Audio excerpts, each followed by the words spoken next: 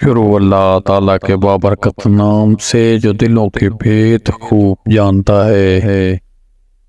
حضرت انس بن مالک رضی اللہ عنہ فرماتے ہیں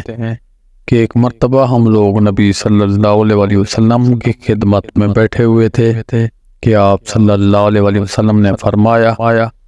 ابھی تمہارے پاس ایک جنتی شخص نمودار ہوگا۔ چنانچہ ایک انصاری صحابی اسی حالت میں تشریف لاتے ہیں کہ وضو کا پانی ان کی داڑھی سے ٹپک رہا تھا اور انہوں نے اپنے جوتے بائیں ہاتھ میں اٹھا رکھے تھے۔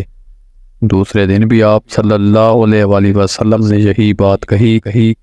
اور پھر وہی صحابی نمودار ہوئے جو گزشتہ دن نمودار ہوئے تھے اور آج بھی پہلے کی طرح جوتے ہاتھ میں اٹھائے ہوئے تھے۔ تیسرے دن بھی آپ صلی اللہ علیہ وسلم نے وہی بات دہرائی اور اس دن بھی وہی صحابی اسی حالت میں نمودار ہوئے، یعنی ان کی داڑھی سے وضو کا پانی ٹپک رہا تھا اور انہوں نے اپنے جوتے بائیں ہاتھ میں اٹھا رکھے تھے۔ جب نبی صلی اللہ علیہ وسلم اٹھ کر چل دیے تو سیدنا عبداللہ بن عمر رضی اللہ عنہما ان انصاری صحابی کے پیچھے لگ گئے اور عرض کیا کہ والد سے میرا کچھ اختلاف ہو گیا ہے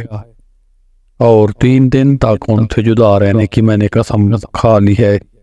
لہذا اگر آپ مناسب سمجھیں تو اس مدت تک اپنے یہاں رہنے کی مجھے اجازت و رحمت فرمائیں۔ انصاری صحابی نے جواب دیا ٹھیک ہے۔ سیدنا عبداللہ کا بیان ہے کہ میں نے 3 رات ان کے یہاں گزاری،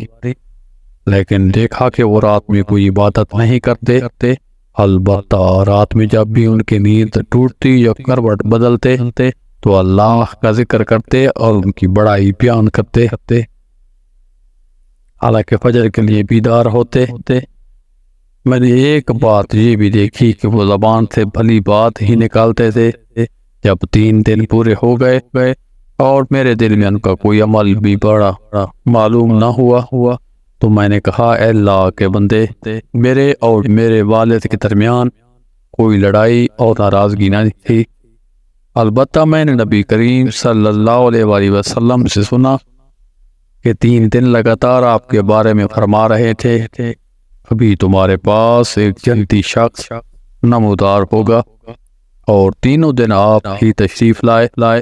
تو میں نے ارادہ کیا کہ آپ کے پاس رہ کر آپ کا عمل دیکھوں تاکہ میں بھی ویسا عمل کر سکوں،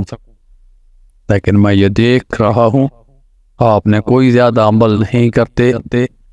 پھر بھی کیا وجہ ہے کہ آپ اس مقام کو پہنچے جس کی بنیاد پر اللہ کے رسول صلی اللہ علیہ وسلم نے یہ بات کی ہے؟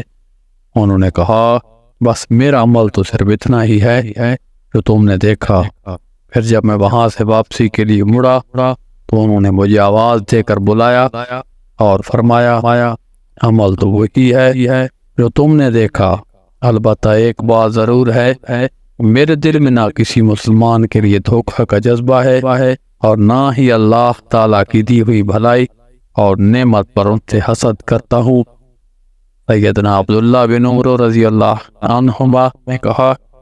بس یہی چیز ہے جو آپ کو اس مقام تک لائی ہے اور یہی وہ خصلت ہے جس کو اپنانے کی ہم میں طاقت نہیں۔